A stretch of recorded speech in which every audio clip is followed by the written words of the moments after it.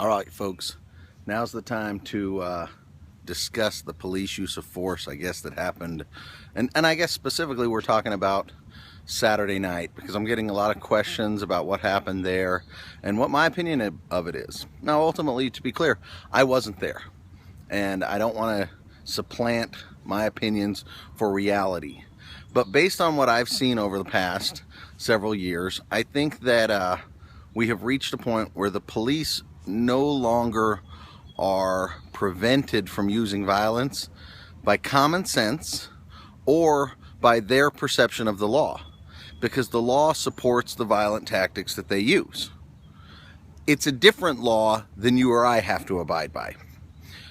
If you or I were to approach a situation where one of the people that we loved was being assaulted by somebody else, we could certainly use force to prevent that assault. That's called defense of others. But we would not be able to use force greater than the force being used. In other words, if we walk up on somebody and they're being assaulted with a stick, even a metal pipe, we don't get to pull out a gun and shoot them. If we do, that's going to be called escalation. And if we escalate the violent act, then we're going to be prosecuted for it, almost certainly. We also don't get to use force after the attack has stopped. That's going to be continuation.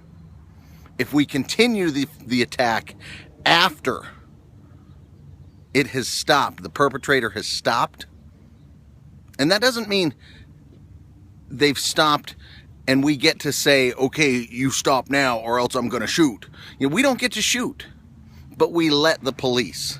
And so many of you are defending the police, saying it's their job. It's their job to what? And then the other people that I love are saying, well, they told them to drop it. So those people who are saying, well, they told them to drop it, they're happy living in a society where the penalty for not listening to the police is that you get shot. And I really love the people that say, well, he just shot him, he didn't kill him. If you shoot somebody, you intend to kill them. If you don't intend to kill them when you shoot them, then you're just an idiot. Every gun class I've ever been in has taught me that I don't pull my weapon unless I intend to kill. I don't want to live in a society where the police have a completely different set of rules that they get to live by than you or I. And I don't think any of you do either. I think a lot of people want to defend the cops because they're cops. And very few people have given the time to really think about what this means. The more we defend them, the more we allow them to get away with this, the more it will happen.